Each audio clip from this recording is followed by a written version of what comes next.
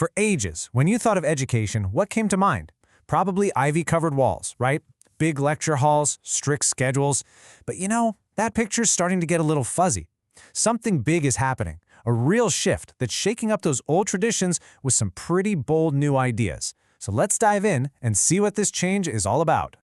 And right at the center of that old picture is, of course, the formal campus. The actual physical place, the brick-and-mortar buildings that were the hub of everything. For so long, the idea was simple. If you want to learn, you've got to go there.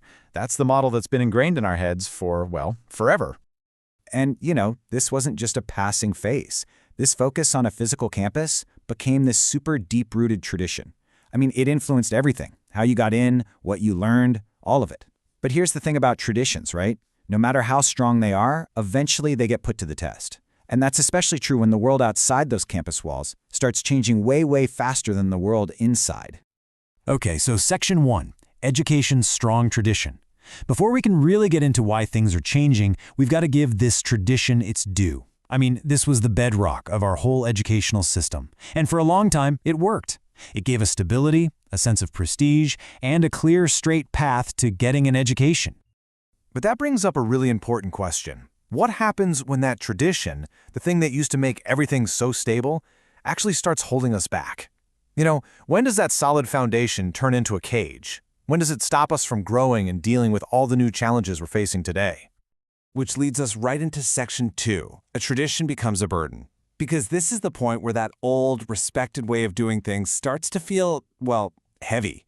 Like it's actually slowing everyone down. The students, the schools, the whole system it was supposed to help in the first place. And it makes sense when you think about it, right?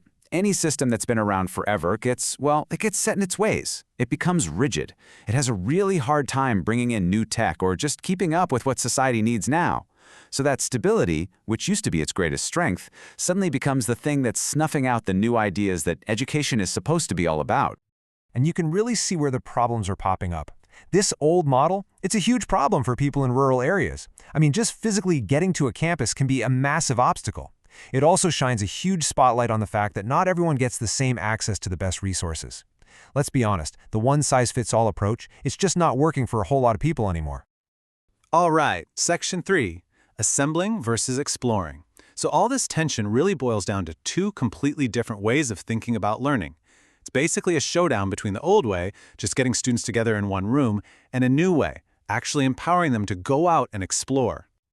So, the old way, assembling, saw students as kind of like empty jars. You'd line them up in a lecture hall, and the professor would pour knowledge into them, usually from just one point of view. But the new way, exploring, is totally different. It's about making students active participants.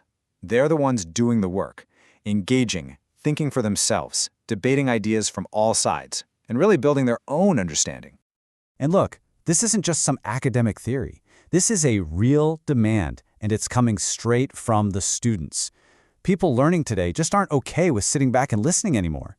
They want an education where they're part of the action, where they're helping to create the knowledge, not just consume it. Okay, on to Section 4, the power of healthy debate. In this whole push for active learning, it puts a huge focus on one really, really important skill. A skill the old model kind of forgot about. The ability to have a good, healthy debate. Now, when we say healthy debate, we're not talking about just trying to win. It's not about being the loudest person in the room. It's actually a way of learning. It means digging deeper, being brave enough to ask the tough questions, and, being ready to question what other people think, and maybe even more important, what you think. So on one hand, you've got the stuff that really fuels learning, digging in, challenging ideas, and just tackling the topic directly. But on the other hand, you have the things that get in the way, like just memorizing stuff without asking why, dodging the hard questions, or, just talking around the main point. That kind of avoidance, that's the absolute enemy of learning anything meaningful. It's just that simple. You can't get to any real understanding by trying to go around the hard stuff. Real growth, real learning, it happens when you step into the ring, so to speak. When you're willing to go head-to-head with a tough idea and really grapple with it until things start to make sense.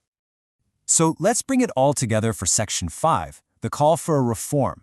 You've got these old, rigid traditions, you've got real problems with fairness and access, and you've got this huge demand for a totally new way of learning. When you add all that up, you can only come to one conclusion.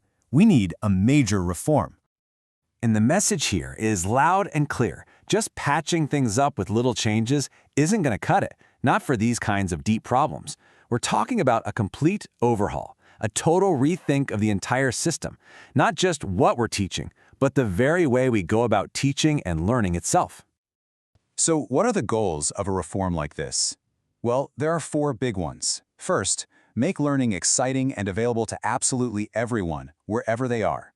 Second, let's finally move past these old traditions that are holding us back. Third, give students the tools and the confidence to actually think for themselves. And fourth, and this is a big one, get them ready for the real, complex world they're going to be running someday.